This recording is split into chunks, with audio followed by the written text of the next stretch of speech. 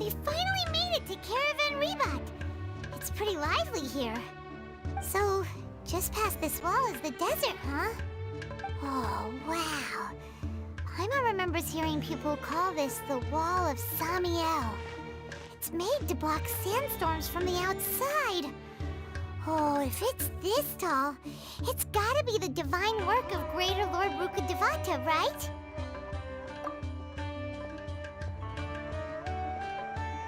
Enough gawking. Come on, follow me. Huh? Over here.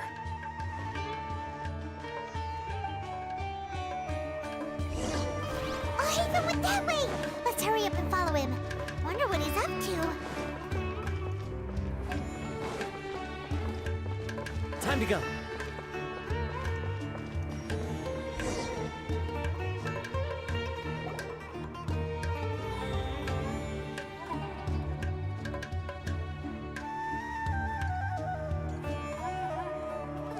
What the... Where did he go? How did we lose him? They were just here a second ago. More Eremite mercenaries? Who are they working for this time? Anyway, Traveler, it seems like we were being followed again. You were too careless. You should have noticed those hopeless amateurs trailing you a long time ago. There's no need to thank me. I've never cared to keep track of personal favors. All I did was correct a mistake I happened to come across. It's a habit I developed at the Academia. You really gave Paimon a scare, Alhaitham. We never thought we'd run into you here. Last time we met at Port Ormos, didn't you say you were going back to the Academia? Wait, don't tell Paimon that you're here to take us back on their orders! Oh, so you've already landed yourselves on the Academia's hit list. I can't say that I didn't expect it. However, had I wished to turn you over to the Academia, don't you think you'd already be the Eremites' honored guests by now? Oh, right. You do have a point.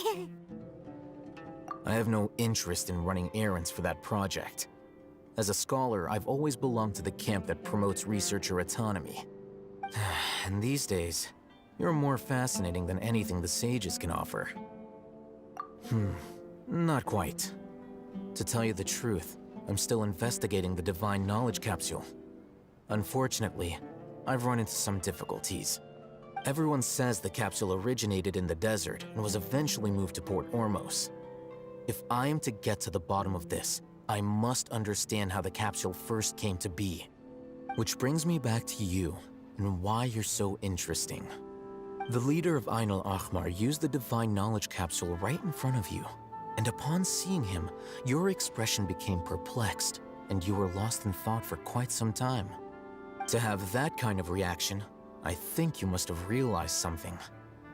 Are you interested at all in sharing what you've been hiding from me?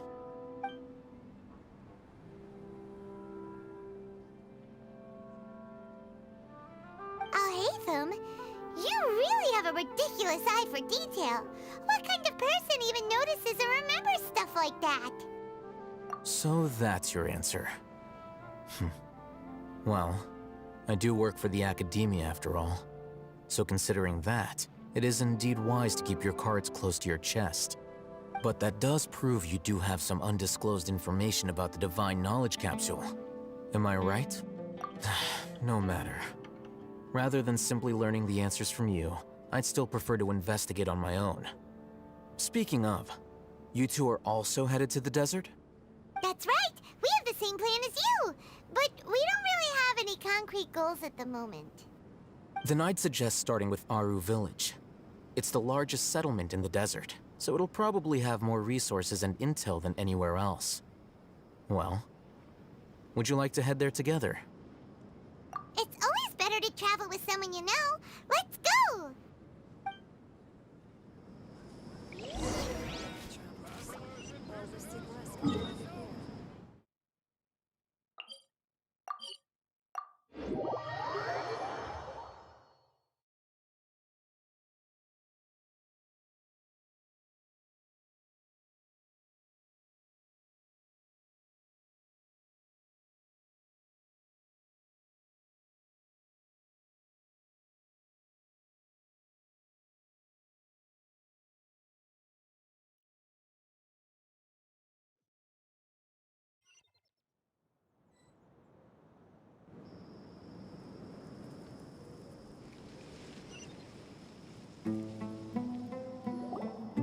Before us lies Aru Village, the safe haven of the desert folk.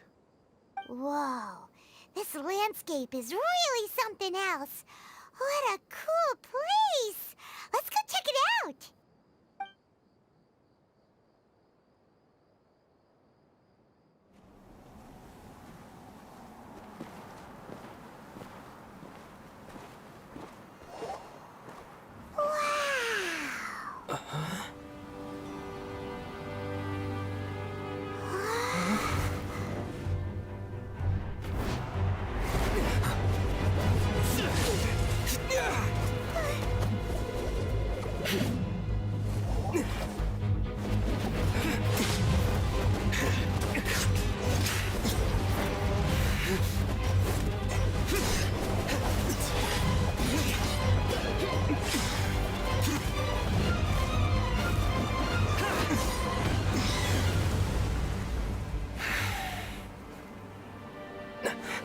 Sino.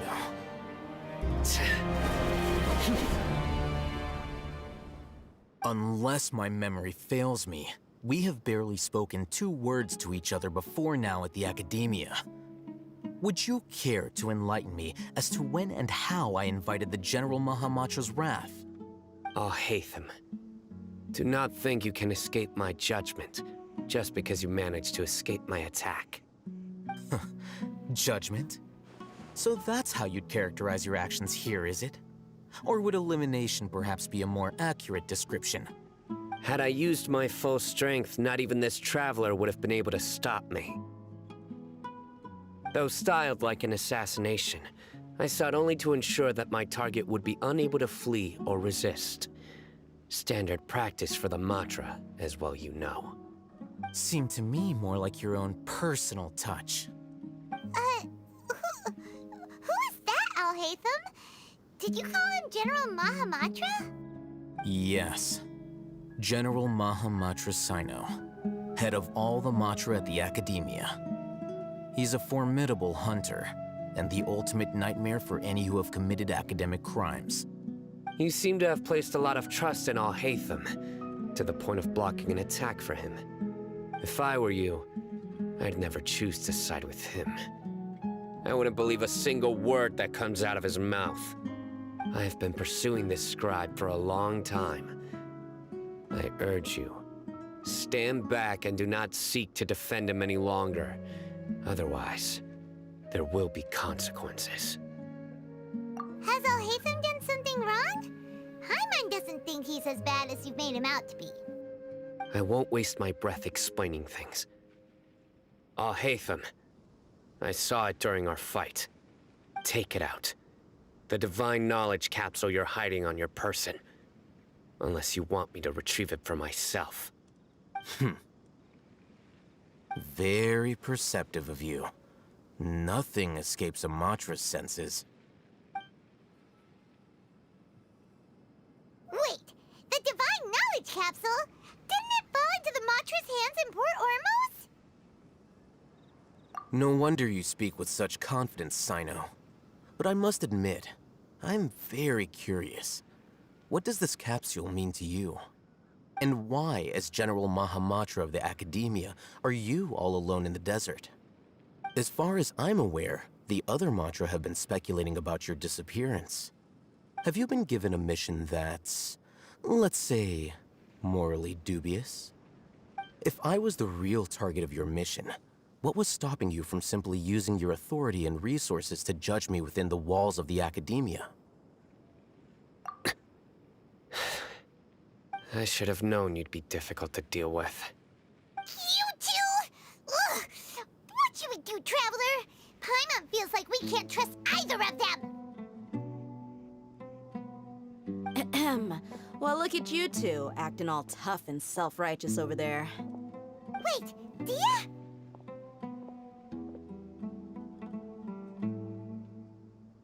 Great! Finally, someone that we can trust! You gotta help us out here, otherwise these two are gonna start fighting again! Yeah, sure looks that way. 2 giants from the Academia duking it out once and for all. Not something you get to see every day, that's for sure. Listen, I know you academic types love to fill up your big brains with self-righteous morality and lord your empty rules and virtues over each other. But how dare you bring your petty disputes into the safe haven of Aru Village?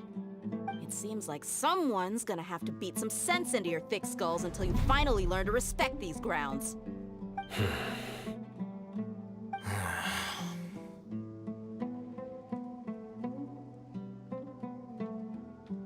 Hey, did either of you hear a word I just said?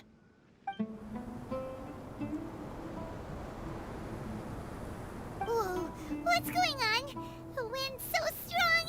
Is this a sandstorm? Paimon's gonna get blown away! Another sandstorm? What's up with these recently? Hey! All of you, over here, quickly! We have to take cover! Someone's calling for us! Oh, this wind is too strong! Let's get over there! That sounded like Candace. Come on, you two. Jeez, are all of you academia folks such hard work? Move it! All right, stop yelling.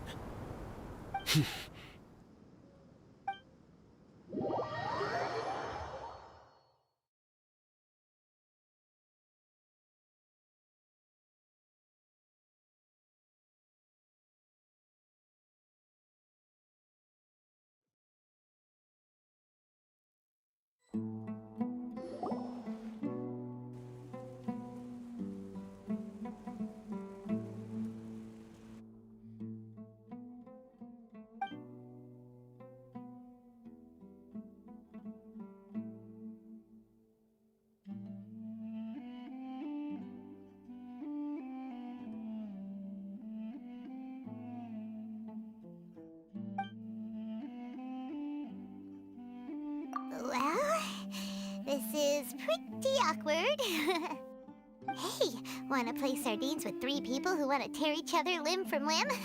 Sure, why not? Sounds fun. The air is so thick and heavy. Paimon can hardly keep floating anymore. My sincere apologies, everyone. This is the home of our village chief. I will have to ask you to make do with this small room until the sandstorm dies down. Please, let me introduce myself. I am Candace, protector of Aru Village. Our savior has come at last! Nice to meet you, Candace. The name's Paimon. Thank you so much for helping us. There's no need to thank me. It's only right to help each other when the weather gets rough. Wow, she's so gentle and caring, like a nice older sister. Unlike those guys over there. All right. Now that we're all better acquainted, we should return to the topic at hand. As a guardian charged with the responsibility to protect my fellow villagers from harm, I was observing your conflict from afar, even before the sandstorm started. And now that you have set foot within our village itself, it is all the more my responsibility to make absolutely sure that you pose no threat whatsoever to us. So please, have an honest and sincere conversation with one another, and put your hostile feelings to rest. If anyone dares to start anything again while they are under this roof, I will not hesitate to send them out for some quality time with the creatures of the sandstorm. Oh, on second thought, Paimon may have misjudged Candace's character. And that goes for you too, Miss Dia. Do I make myself clear? All right, we got it, Candace. That's what I like to hear. So, which of you will begin? I was supposed to be a mediator, but I might have gotten a little too involved just now. Anyway, one of those two should probably start talking. Wait, that was you trying to be a mediator? I have nothing to hide, so there's no shame in explaining myself. While all Hatham wasn't wrong about the other Matra not knowing my whereabouts, it's not because I've been assigned a morally dubious mission. Rather, I've chosen to exile myself. Huh? Exile yourself? A little while ago, I discovered that there was data missing in the Academia's project planning and development files. What little they did report clearly did not match the project's actual progress. As General Mahamatra, I had the responsibility and authority to request an audit. However, to my surprise, the person responsible for the erroneous data was none other than Grand Sage Azar himself. I tried to investigate the issue myself before submitting a formal audit request, but I soon found that all leads and potential pieces of incriminating evidence were carefully concealed from me.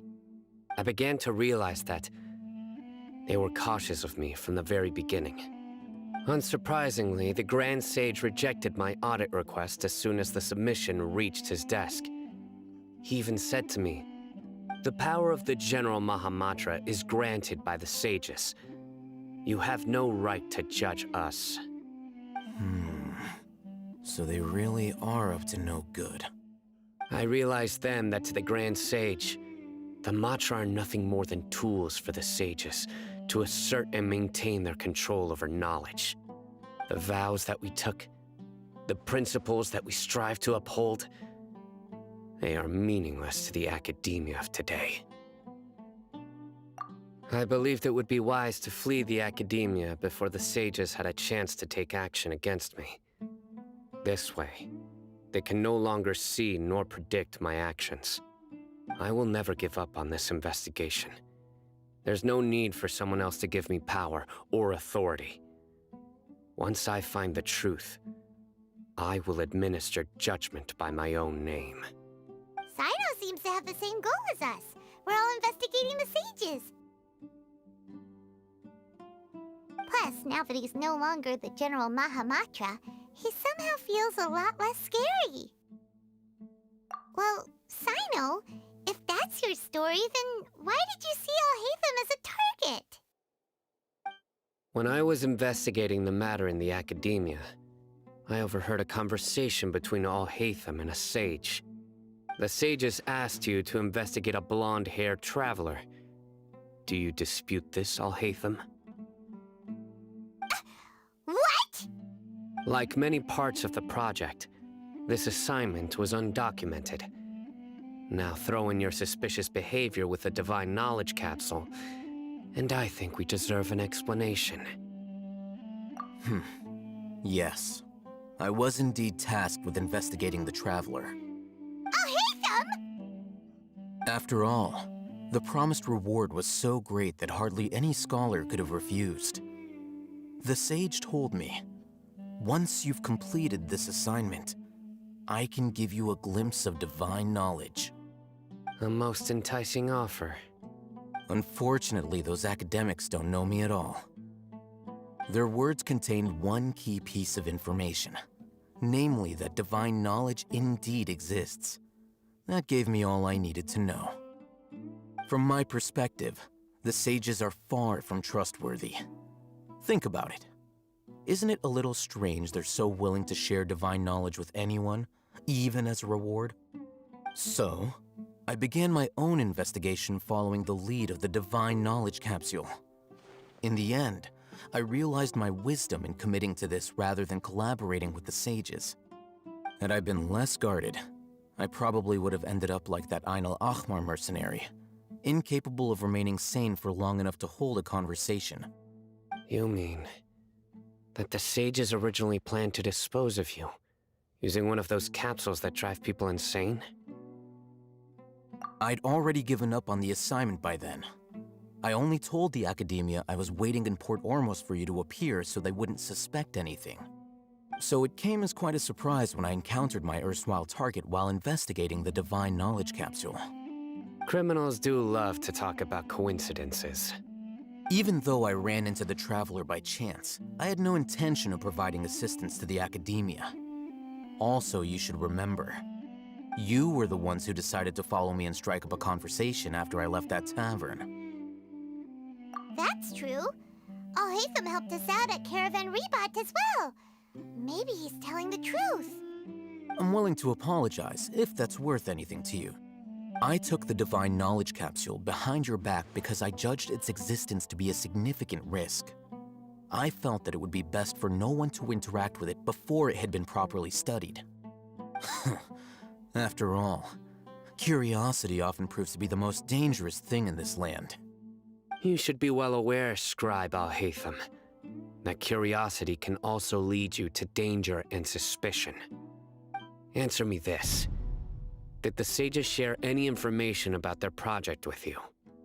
Have I not made myself clear? You and I are both distrusted by the academia. Do you really think they would tell me anything? Fine. Although you haven't completely proven your innocence, I won't regard you as an enemy, for now. As you wish. Good. I'm glad to see you two clearing up your misunderstandings. And now you, Dia. I believe it's your turn. Oh, sorry. Whatever the boys were talking about must have been so boring that I spaced out. My situation is pretty straightforward. My employer, Dunyarzad of the Homayani family, is friends with the Traveler and is currently recovering from her illness at home. I had nothing going on, so I decided to return to Aru village for a visit. I was actually looking forward to a pretty exciting time getting back together with everyone here. But then I saw these two random guys in the middle of a pointless argument. It ticked me off, and things went downhill from there. Is that all? Well, I will admit that definitely sounds like your style. In that case, welcome back, Dia. That's more like it. I missed you all so much, Candace.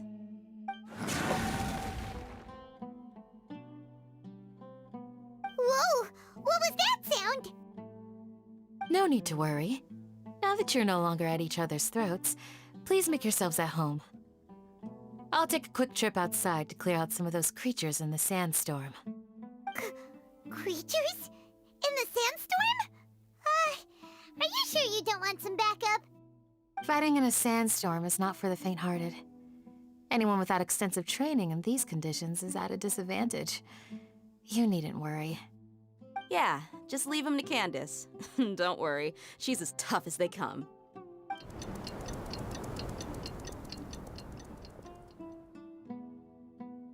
The wind's died down.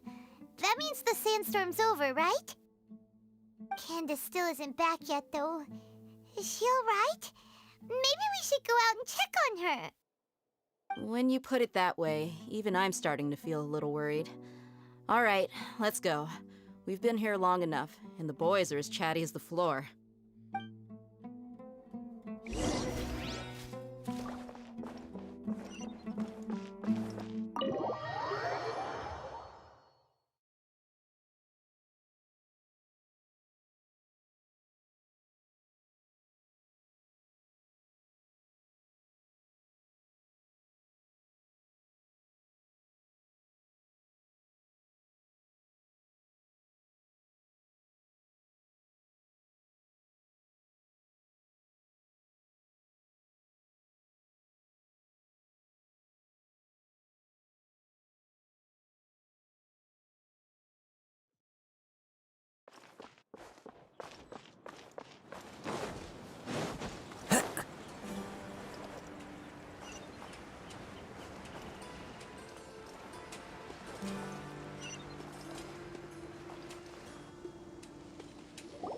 Whoa!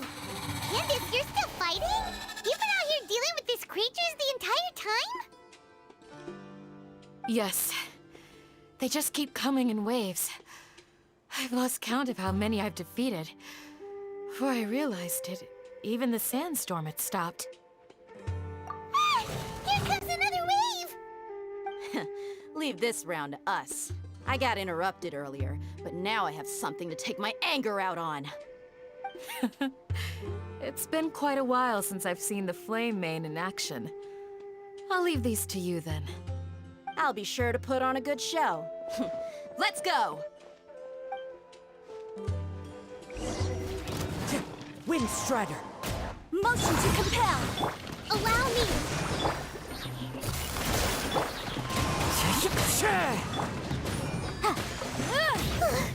Here comes another wave! When are they ever gonna let up?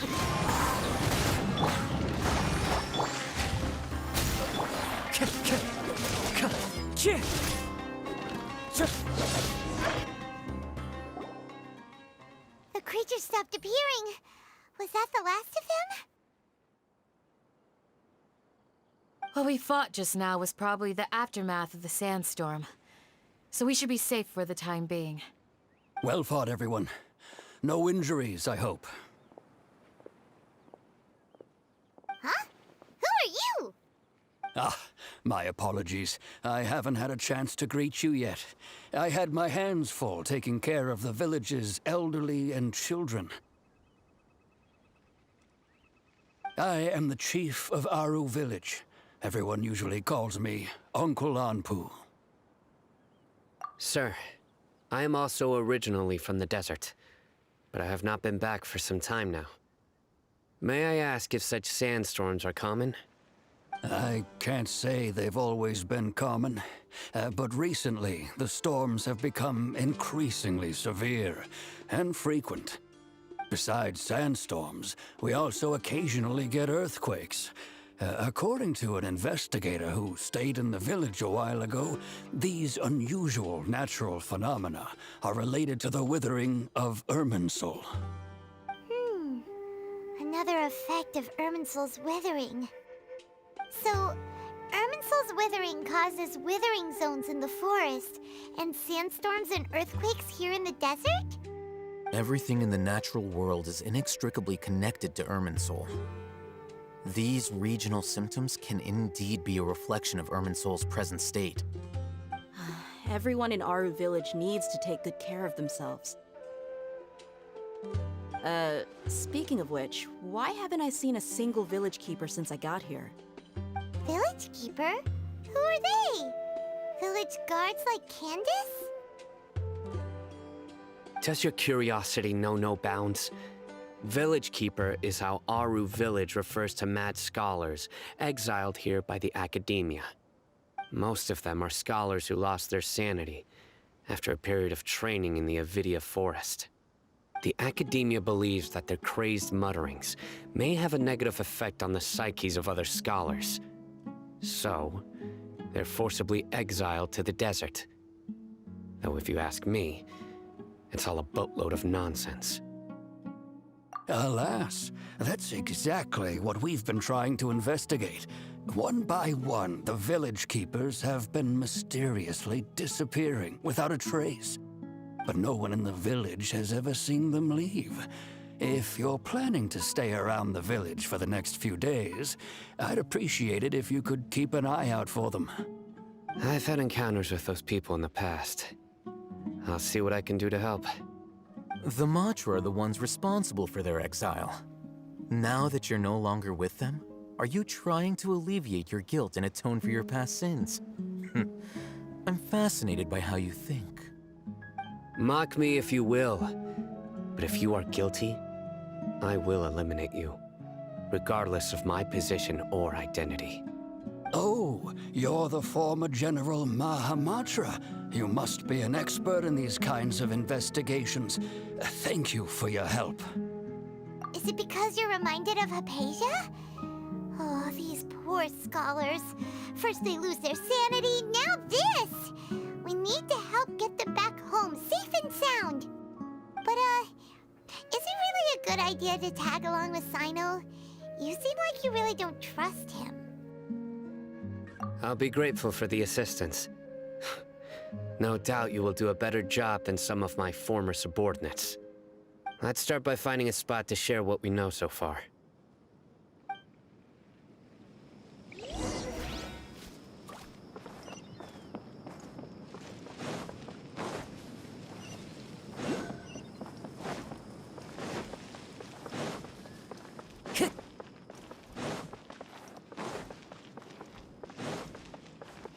Time to go.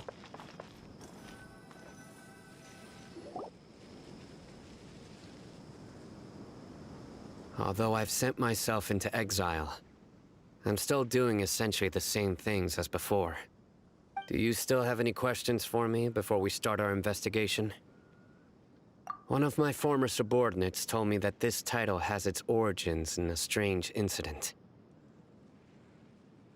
The academia has long exiled mad scholars to Aru Village. A mysterious phenomenon exists here. When mad scholars first arrive, they are as incoherent and deranged as before. But after spending some time here, they invariably begin to calm down. Initially, the people of Aru Village greatly resented having to take in the mad scholars. But a strange incident one night changed that. Aru Village was struck by the strongest earthquake in living memory. Seeing buildings on the verge of collapse all around him, the then chief of the village was preparing to take everyone to safety. Suddenly, he noticed a mad scholar crouching in a corner, caressing the ground with his hands. A soft, green light radiated from him, like a divine glow against the backdrop of night. Despite the powerful tremors that ripped through the ground that night, all the houses remained upright, almost as if they had grown roots reaching deep into the ground. In the end, not a single building collapsed, and no one was hurt.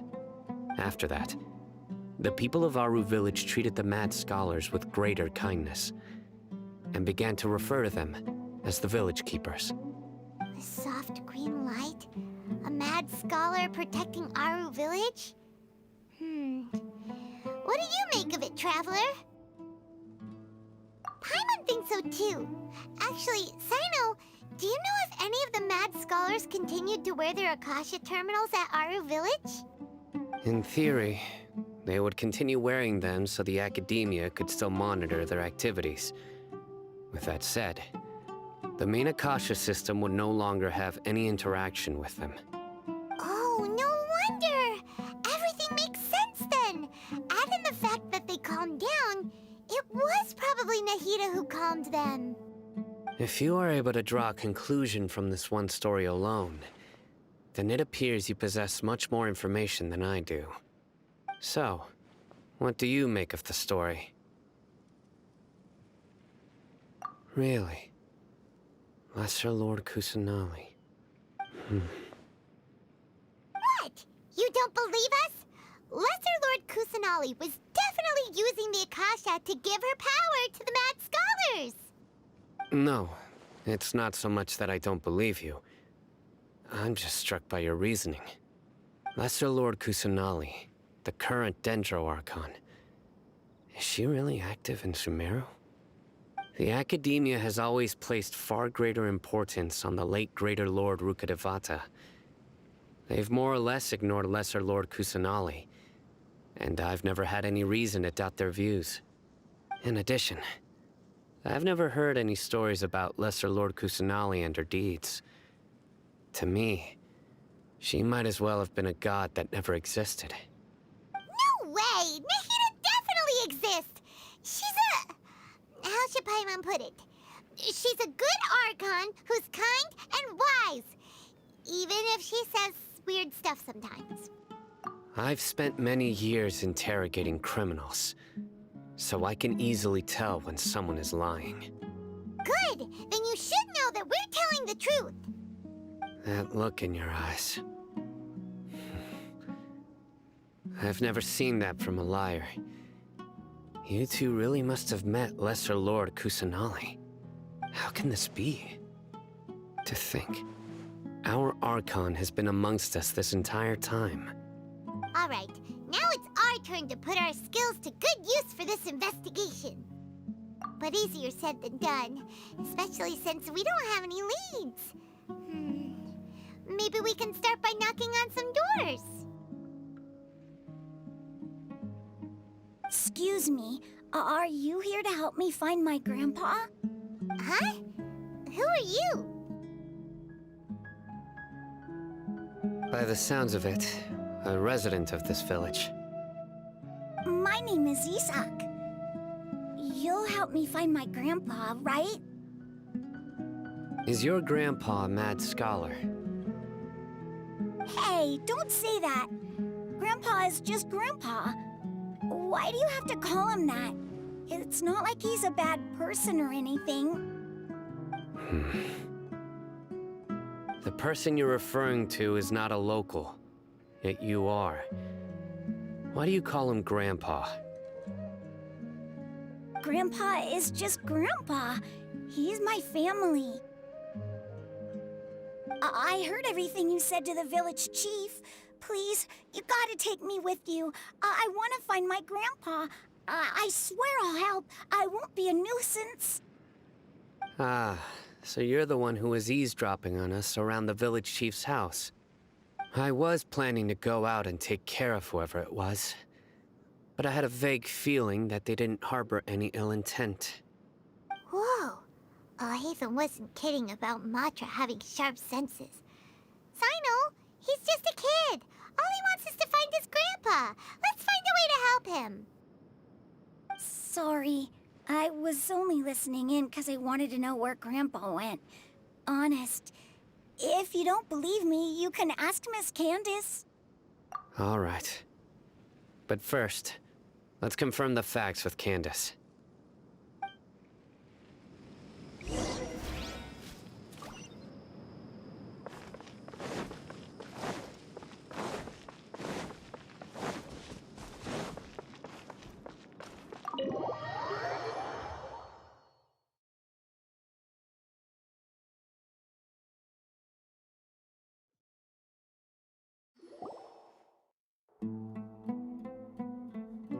Sino is super vigilant.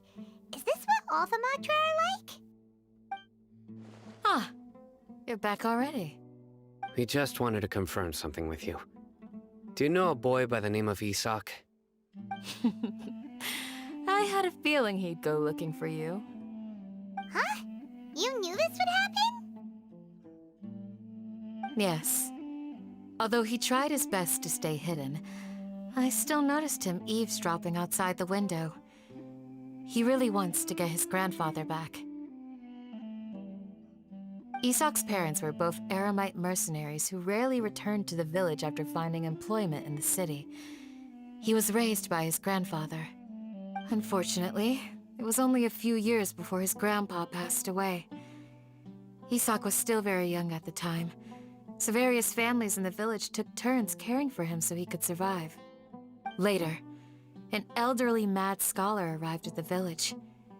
Isak thought the scholar bore a striking resemblance to his grandfather, and thus often spied on the man.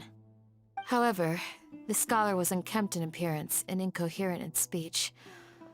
Although Isak referred to the man as his grandpa, he was afraid and didn't dare to approach him.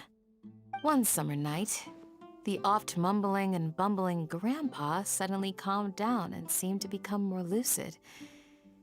He even noticed Isak hiding in the distance. So Grandpa walked up to Isak and patted him on the head. He even took Isak to the entrance of the village, where he patiently taught the boy the names of the stars, and accompanied Isak until he fell asleep. The next morning, Isak woke up and wanted to go find his grandpa again, only to realize his grandpa no longer recognized him. However, even so, Grandpa retained his calm expression. It's said that those who saw the scholar claimed he no longer appeared to be crazy, but appeared to be living in his own world, almost as if he were sleepwalking. Isak was thrilled that his grandpa was able to find peace, and would follow him all the time, asking him things like, "Grandpa, want me to take you somewhere fun?" Or, "Grandpa, could you tell me stories about the stars again?" All this somehow just makes Paimon feel really sad. It seems like they both deserve so much better. Perhaps.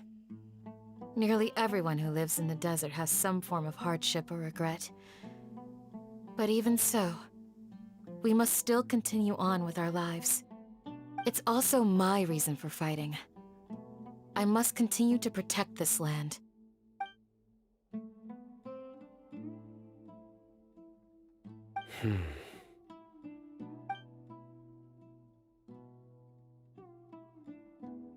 Maybe the people have always had a considerate god watching over them. Huh? What did you say, Sino? No, nothing. As long as Isak keeps his word and doesn't get in our way, we can take him along. Perhaps you are more compassionate than I gave you credit for. Please accept my thanks on Isak's behalf, Sino.